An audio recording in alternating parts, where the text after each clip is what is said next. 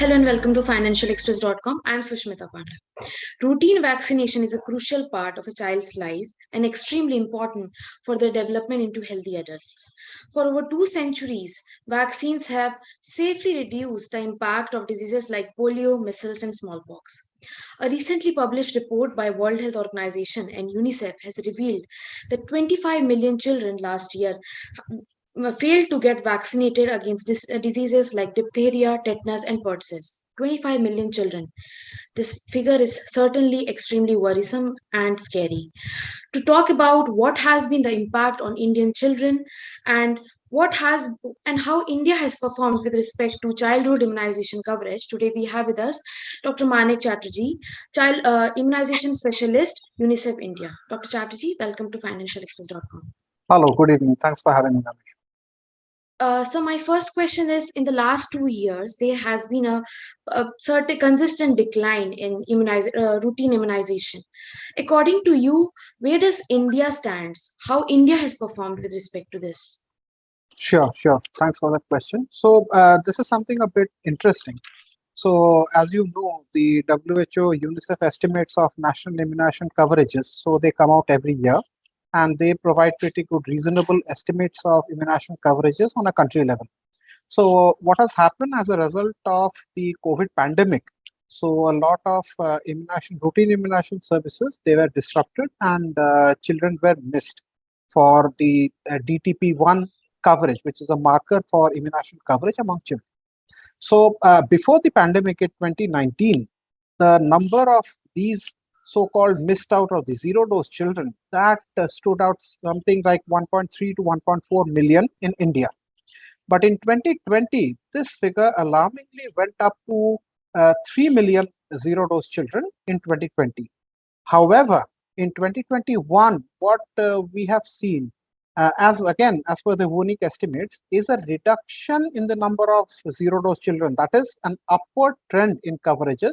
So instead of the 3 million children which we had in 2020, the figure now stands at 2.7 million, which at least, if we can't claim a major improvement, but at least it's something which is on the path to improving. So at least we have caught up with 0.3 million zero dose children as compared to 2020, which is something good. But this trend in India is something of an aberration.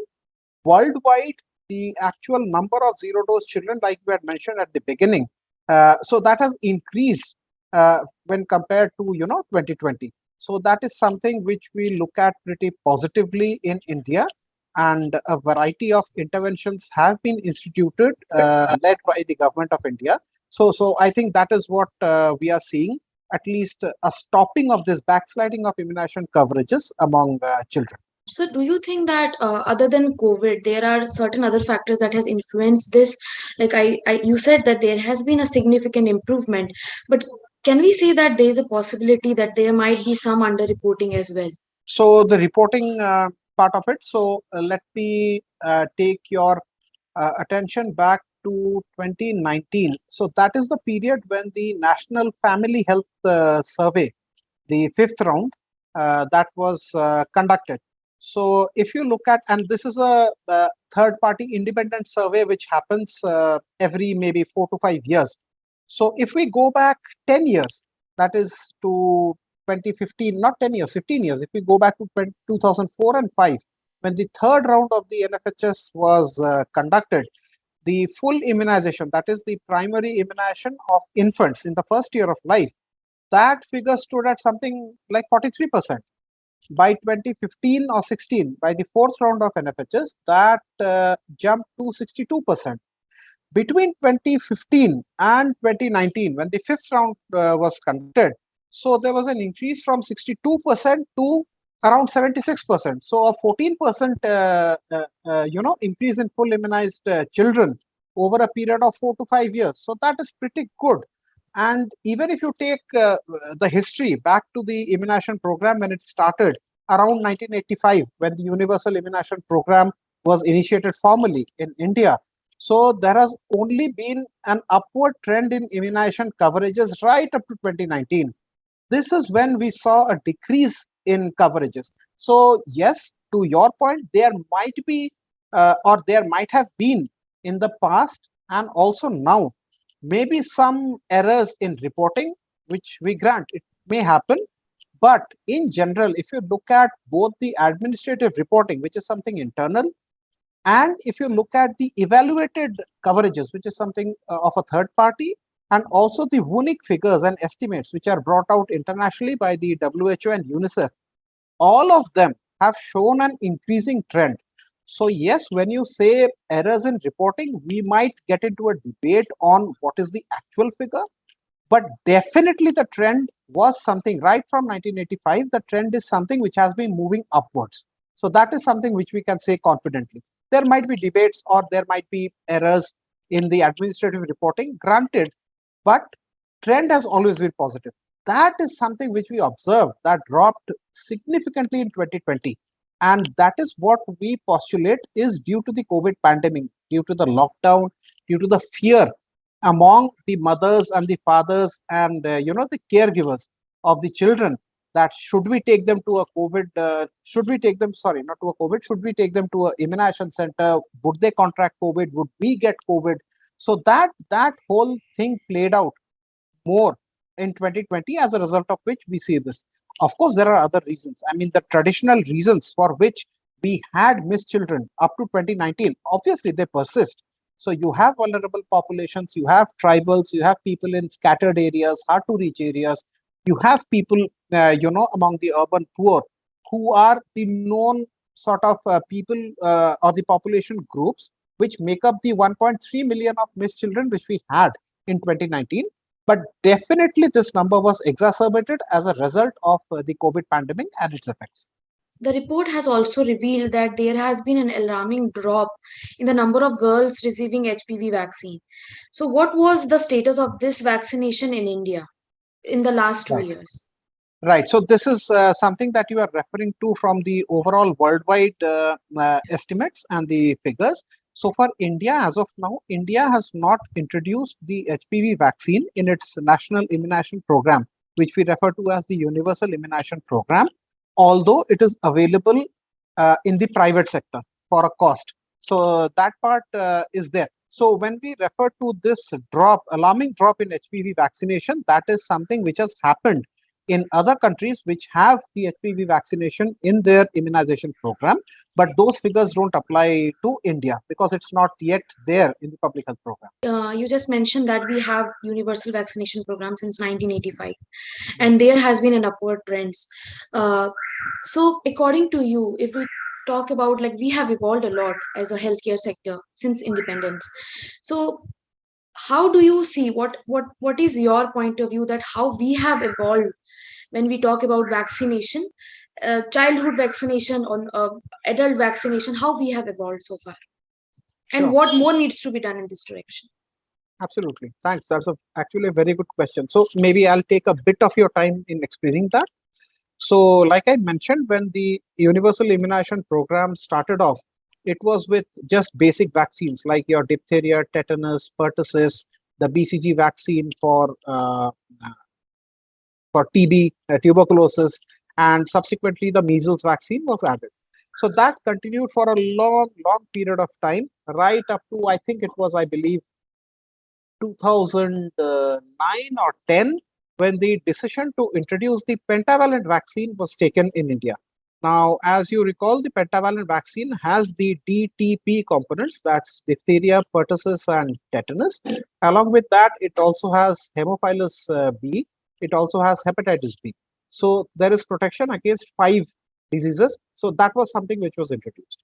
After that, right in 2015 or 16, when the after India was certified as polio free by WHO, so the inactivated polio vaccine was something which was introduced into the schedule. Subsequent to that, rotavirus vaccine, which protects against infant and childhood diarrhea, that was introduced. Subsequent to that, pneumococcal conjugate vaccine, the PCV, was introduced very recently, 2 to 3 years ago, or maybe, yeah, 3 years ago. So that affords protection against pneumococcal disease, mainly causing your meningitis and pneumonia. So these were the sort of very prominent milestones in the immunization program, which took place in terms of introduction of new vaccines and expanding the scope of coverage for children and infants in the country.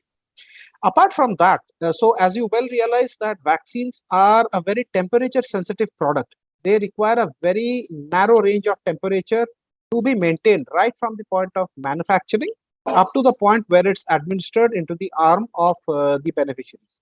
So to maintain that entire what we call as the cold chain network, so that is referred to as a cold chain network where the vaccines have to be maintained at a strict temperature range.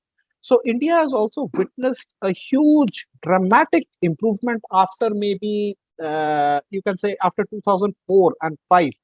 So basically what used to happen was India was reliant on outside, that is foreign supplies of products using donor funds primarily, and UNICEF was the main supplier up to 2004. Subsequently, government of India put in a lot of investment and a lot of procurement of cold chain equipment of very good quality, that is WHO pre-qualified cold chain equipment that was conducted. So as of now, in order to reach the beneficiaries in all far-flung areas of the country, I mean, there are 29,000, more than 29,000 vaccine storage points. So which ensures that, vaccines are able to reach as close to the community as possible. And you have state-of-the-art machines or refrigerators in which vaccines are stored. And very recently, the government of India and UNICEF has provided technical support in that, has also introduced solar direct drive refrigerators. So these are specifically for those areas which don't have, too much reliable electricity just to maintain the vaccine storage. So a lot of solar equipment has also been supplied across the country. So this is the cold chain part, which is the vaccine storage. So we have talked about new vaccine introduction. We have talked about storage of these vaccines in appropriate condition. The other components are the national regulatory authority, which is referred to, so India has a very good national regulatory authority, which looks at the efficacy, effectiveness of vaccines, which recommends its use, sets down the guidelines for their introduction.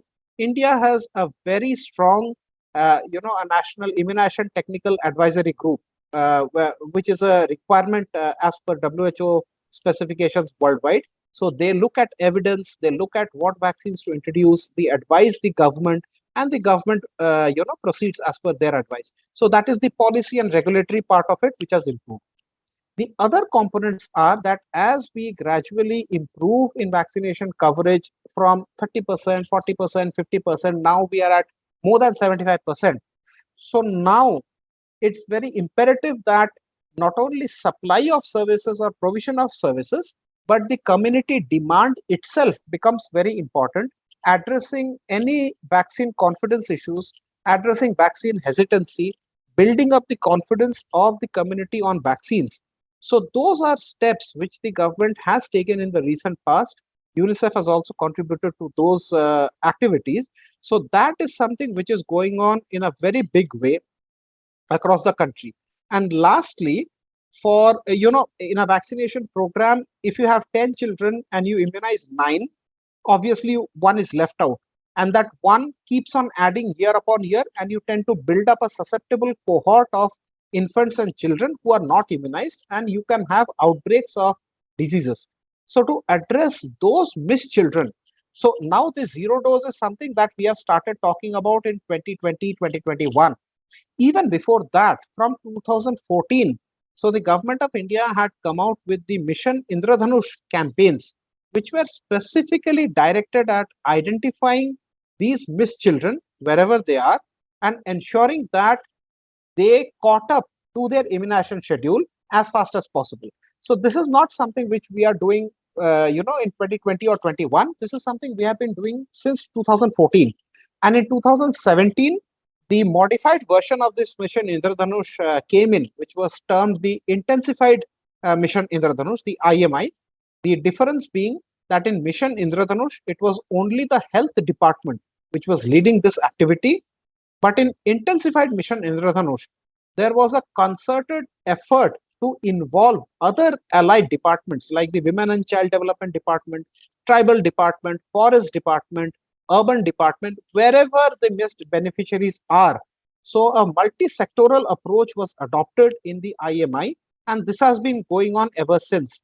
And the importance of this IMI lies in the fact that since India had this particular catch-up campaign already in place, so we knew how to identify missed children, we knew how to reach them with vaccines, we knew how to communicate with them, we knew how to set up the sessions. So when this drop in due to COVID that happened, so the government of India immediately instituted, as soon as they were able to open up a bit. So this was in 2021 in the months of, I think, February, March, and April. So the third round of the IMIs, the IMI 3.0, was conducted in 2021 itself to catch up on children who were missed out in 2020.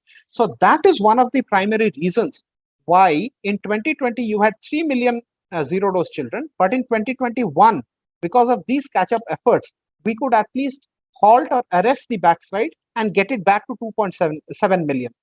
So again, in 2022, the fourth round of IMI, that is IMI 4.0, was instituted, and it was conducted across all Indian states in March, April, May, or June of 2022. So we reasonably expect that the figures for 2023, where we get the values for 2022, we would have cut down on the number of zero dose children even more. So that is, if you want to put it in a nutshell, how this program has evolved from 1985 to where we are now. So as you mentioned that there has been a intensive and collective effort to, you know, reach as many children as possible, and you are expecting that the numbers might also come down. Could you please elaborate a bit more about this program? And also, like, UNICEF has been, at upfront in taking care of the children and all their needs. What are the challenges that UNICEF generally faces in countries like India to, establish their goals? So I'll try to address this question in two parts. The first part deals with what is ongoing in the program right now, which helps to address all these challenges. So that is from the government's perspective. So as of now, the entire process of immunization. So as you well realize, the primary person or the frontline worker or the vaccinator is extremely important in immunization, because that is the person providing the services. So as of now, there are, I mean, I don't know, maybe more than 2.5 lakh, so 250,000 vaccinators all across the country. And this COVID actually resulted in the exponential increase in the number of vaccinators available, because a lot more were required to cover the entire adult population, which is much more than the immunization cohort which we had for routine immunization. So that is one part. So training, capacity building of these vaccinators, so that is something which the government of India does on a regular basis. There are standard modules. There are standard modules of capacity building and training for the program managers at the district level, at the state level, at national level. So those are already in place. Apart from capacity buildings, there is a well-structured system of monitoring and supervision of the program, which is in place both by the government, that is government supervisors at block level, district level, state level.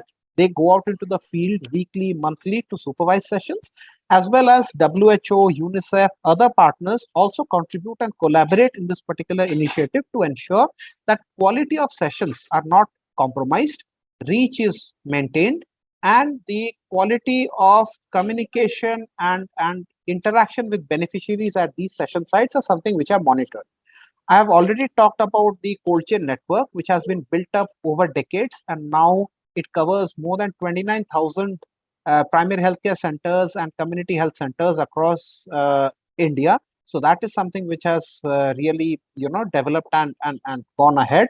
There is written down and documented comprehensive multi-year plan for immunization of the government of India. There are documented strategies for communication and demand generation for the government of India, to which UNICEF contributes. So if you look at the entire program, if I look at the provider side, that is the government side, so you have more or less enough vaccinators to cover the population. You have the infrastructure to store the vaccines. You have a system of capacity building to ensure quality of this entire supply system, and you have a good monitoring and supervision mechanism, which is also contributed by the partners like WHO and UNICEF. If you look at the community side of it, so the awareness about vaccines is something which has been steadily increasing over a period of time. Does that mean that there are no pockets of vaccine hesitancy? No, there are, and the government of India has a communication strategy to address that. And now I come to the second part of the question, where UNICEF specifically comes in with support to the government of India, and also the challenges that we see in India going forward. So UNICEF in India, UNICEF contributes and supports the government of India specifically in strengthening the cold chain network, that is ensuring the quality of the network, assessing and evaluating the network in various states, providing recommendations to the government for improvement. So there is a standard methodology which is known as the effective vaccine management approach for assessing a cold chain network, and providing standard recommendations to the government. So we have been doing that since 2009. So we have had two national assessments, a lot of state level assessments for the cold chain. Recommendations have been forwarded to the government, and the government, to their credit, have acted on majority of those recommendations. So that is why, as a result of that, it has contributed towards the quality of the cold chain network. The other component that we contribute towards is the capacity building, specifically of people who are engaged in the cold chain network or maintaining the cold chain network, and the medical officers and the district immunization officers, state immunization officers. So we contribute towards the capacity building and the training modules that are built for these personnel, and also in training of trainers at the national and state levels. The other important piece that UNICEF contributes to is the entire demand generation side of immunization. So UNICEF is a recognized partner of the government of India when it comes to the entire demand generation strategy for routine immunization, to which we have contributed across the decades. We have contributed and supported the government of India in developing specific interpersonal skill training programs for frontline vaccinators, so that the messaging, the correct message is transmitted in a correct way to the beneficiaries, so that the uptake of vaccination and the confidence in vaccination, that keeps on increasing. So broadly, these are the areas of support that we engage in. We also engage in a lot of advocacy activities for immunization, media advocacy, one-to-one advocacy, advocacy with political representatives, advocacy with policymakers, to emphasize and prioritize the fact that immunization is something that all of them should be bothered about, and propagate in their own platforms wherever available. So that is how UNICEF is involved. Now, coming to what do we see as challenges going forward. So again, if I can re-emphasize, now our full immunization coverage is at more than 75%. It's at 76%. So that means 3 out of every 4 children are getting all vaccines in the first year of life, which is great, But we still have that one child out of 4 who is not getting every vaccine. Now, what we and other partners like WHO, so collaboratively, we have worked with the Ministry of Health, and what the government of India and we realized is that this one child out of 4 actually resides in communities, maybe which are the urban poor, the migrant communities, tribals, scattered geographical areas where reach and access to immunization is difficult.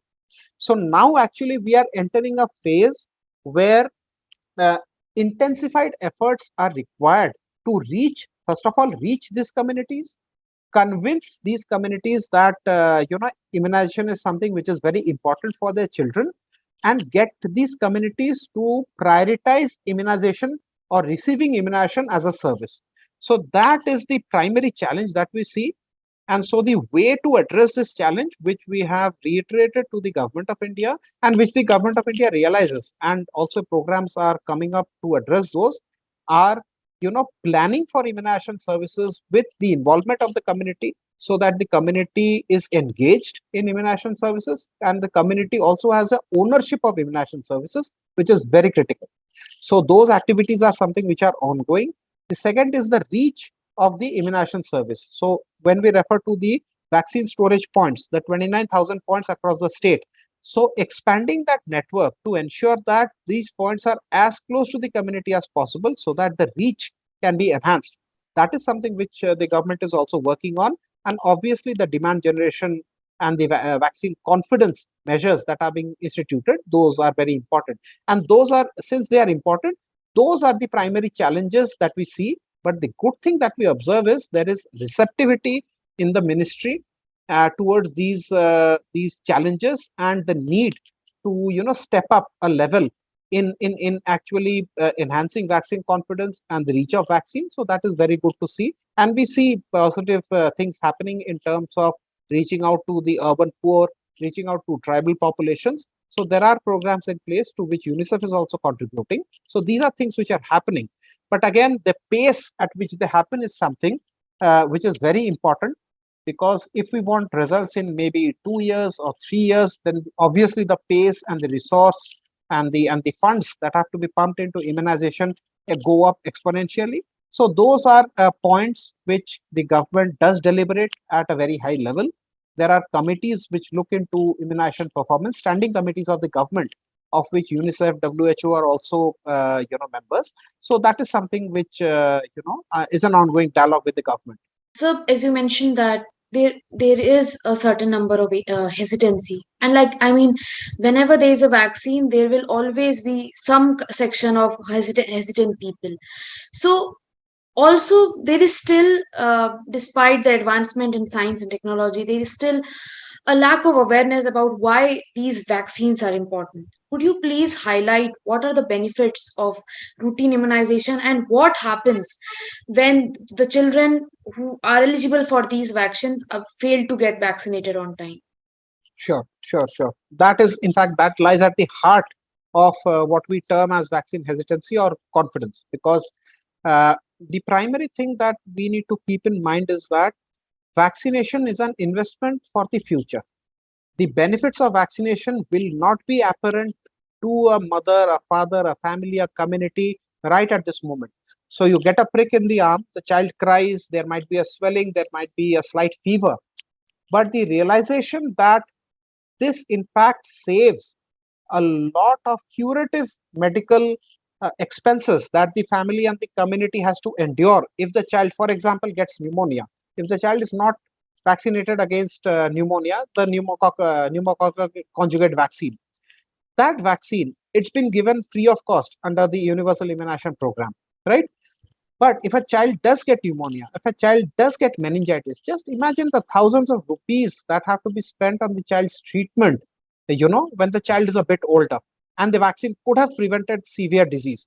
Could the vaccine have prevented infection? Not in all cases. But can the vaccine prevent severe disease? Absolutely, 100%. So that is something which, and as you are aware, the fight for food, shelter, clothing is paramount in everybody's mind.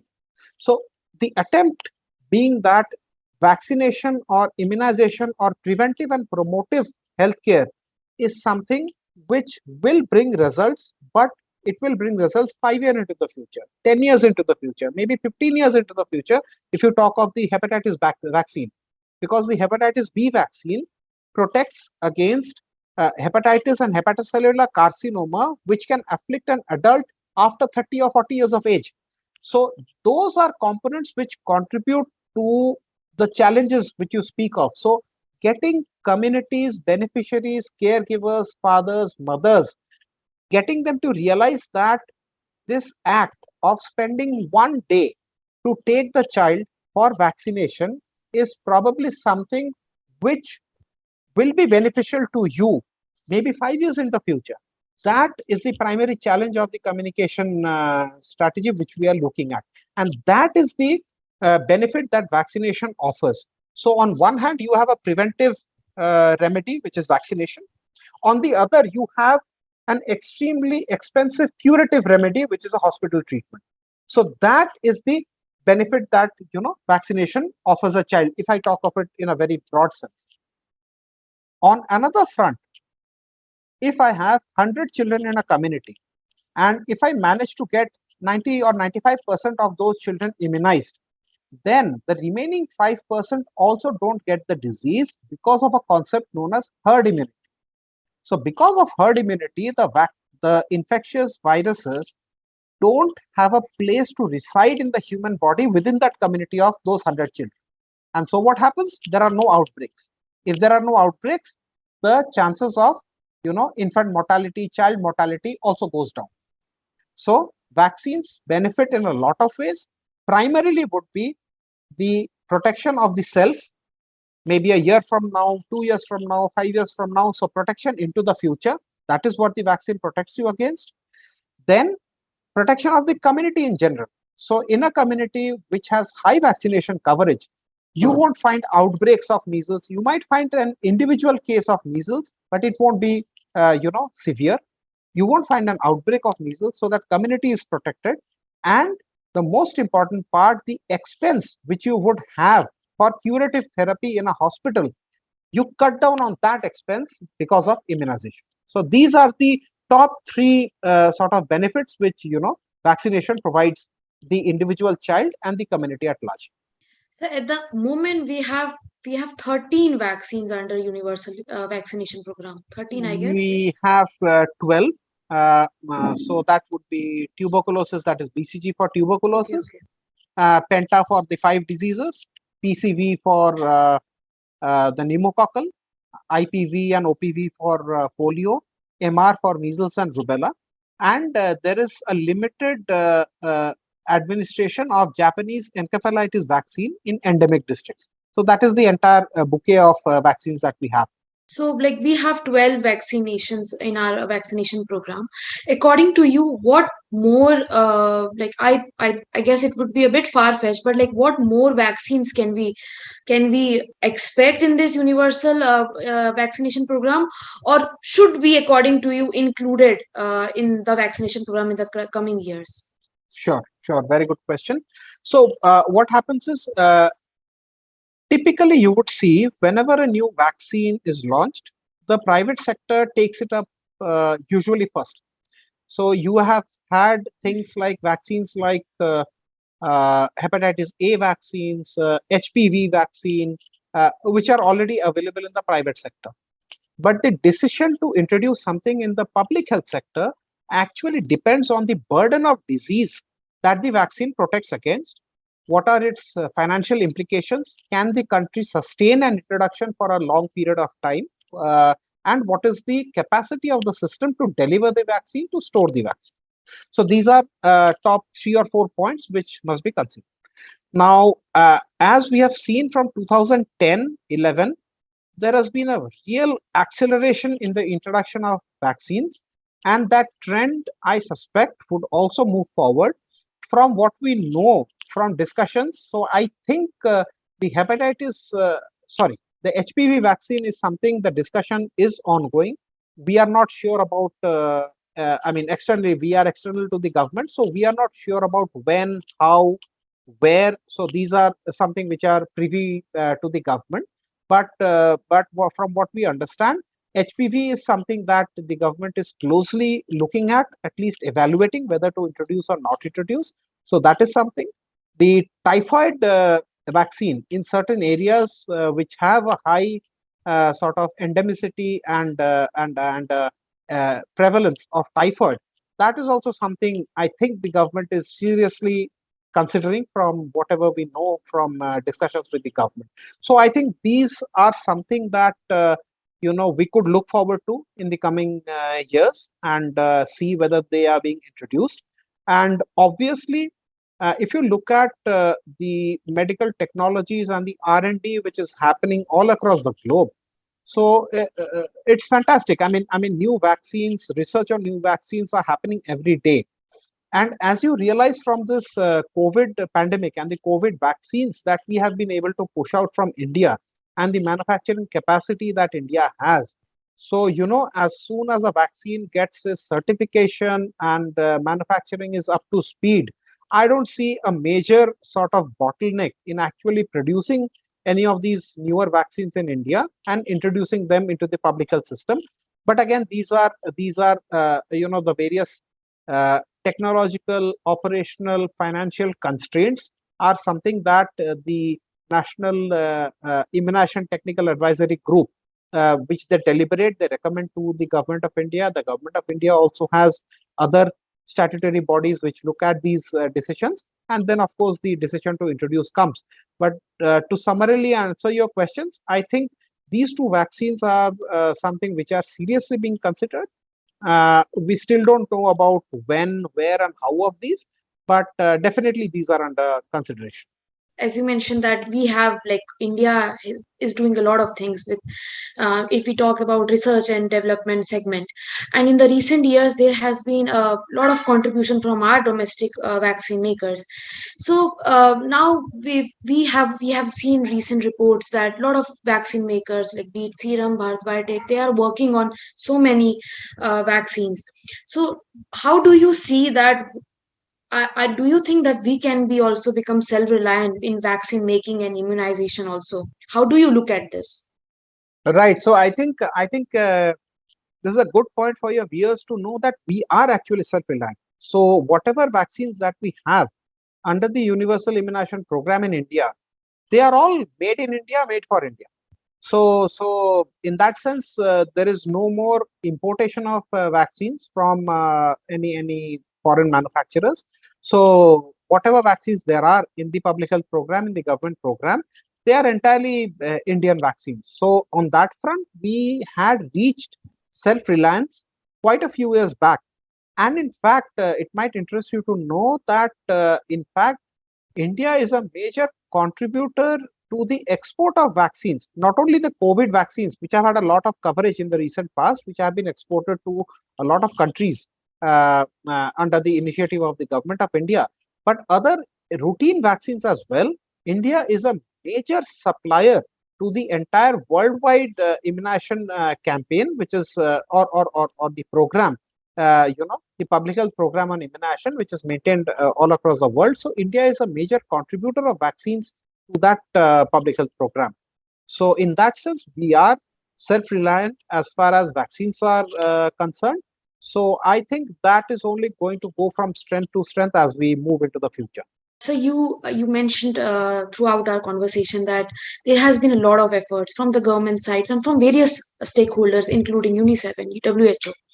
But like in India, health is a state subject. So when we have to bring in all the parties together when we want to achieve a goal.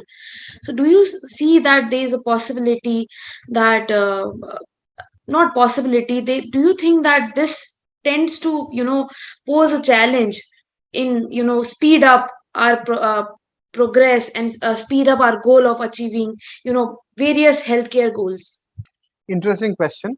So there will be a nuanced answer. There is no one set answer. So what happens is, in general, and I speak for the immunization program, not as a government representative, but from what I have seen.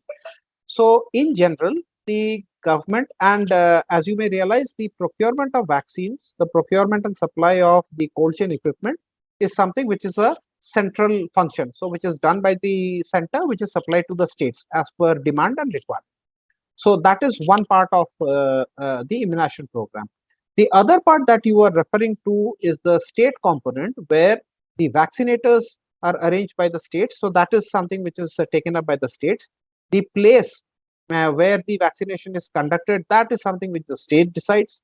The community engagement, the social mobilization, the various coordination mechanisms that must be in place, the planning of immunization services. So the entire operations of the immunization program, that is something which the state does.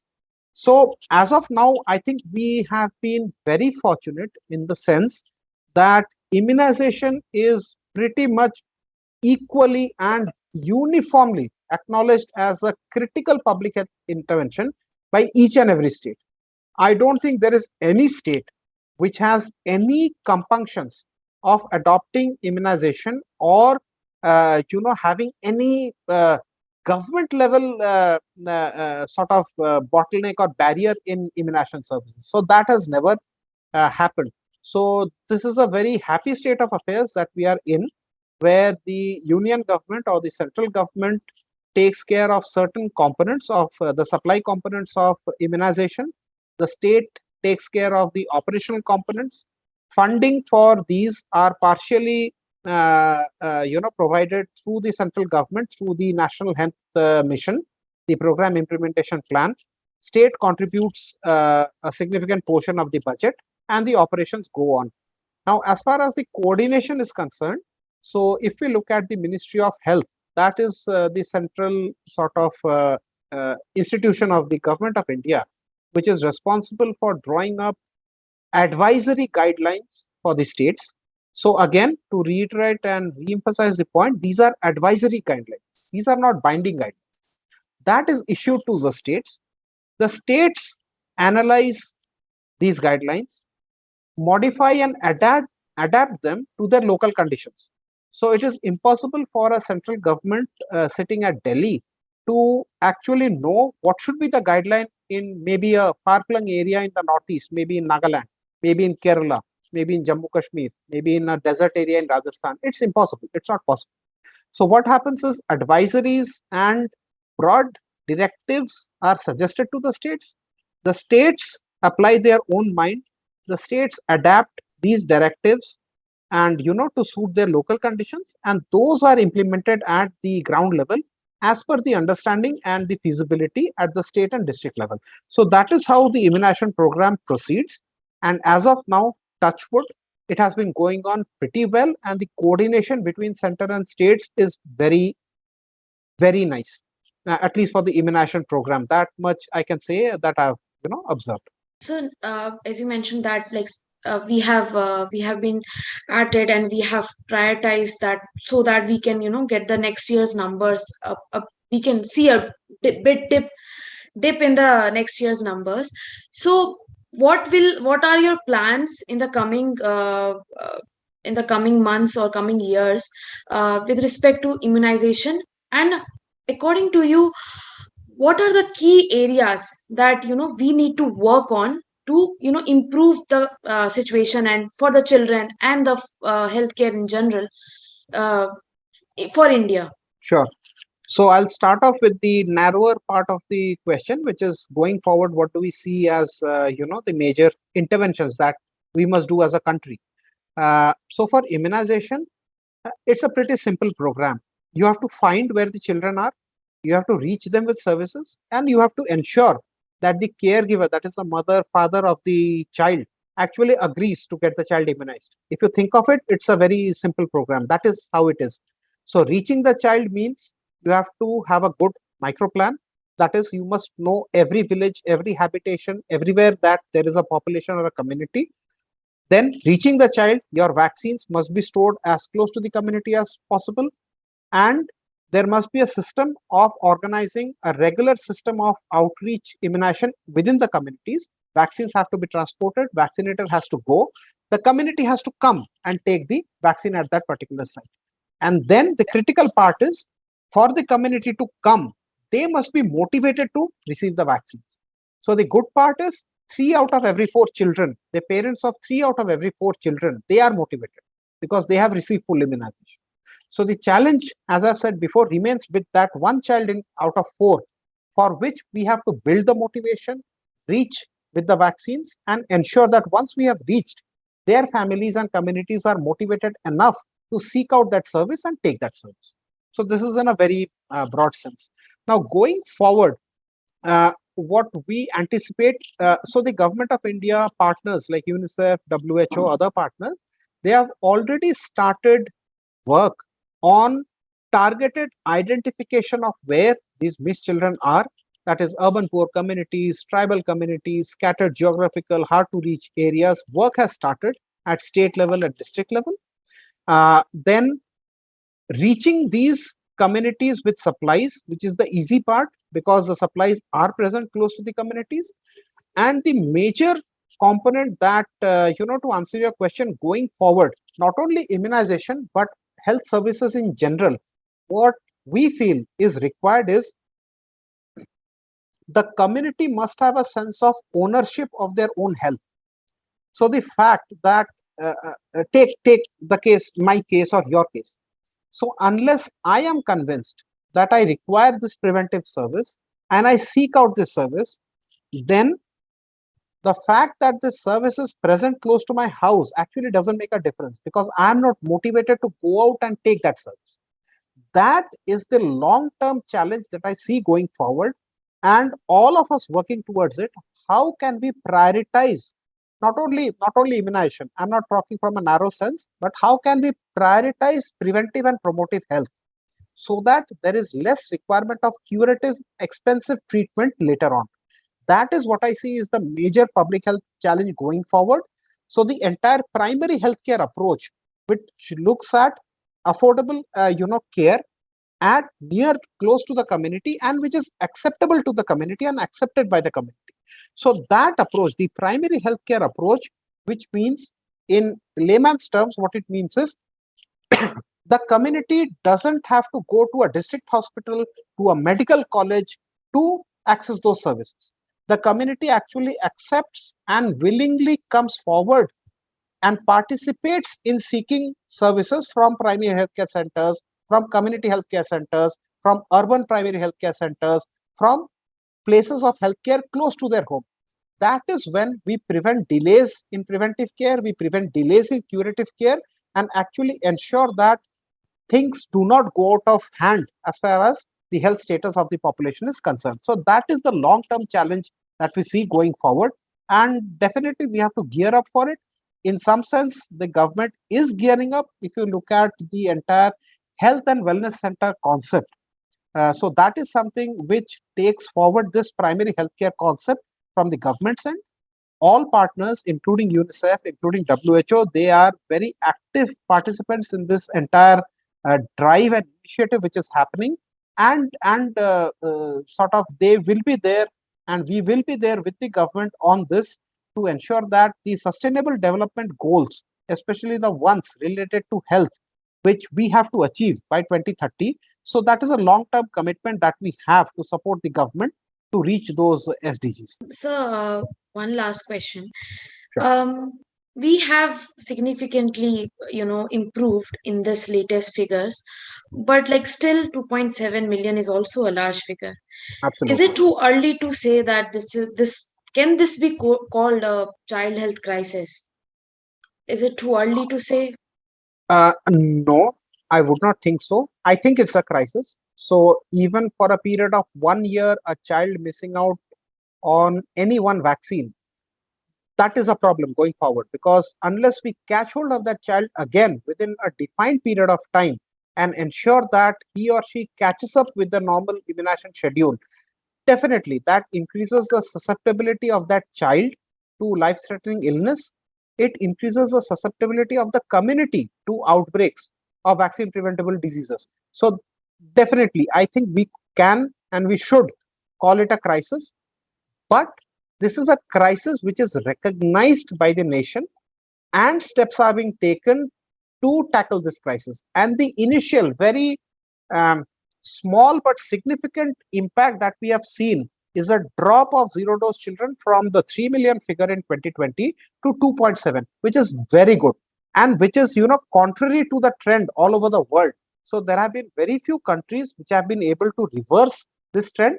India is one of them, which is why we are, if not fully confident, but we are very appreciative of the fact that the government recognizes the need to catch up on these children, has already instituted 2 rounds of IMI to ensure that these children are caught up with, and have put in programs for the urban poor, for the migrant population, for tribal populations, which are the traditionally disadvantaged and the vulnerable populations in our country.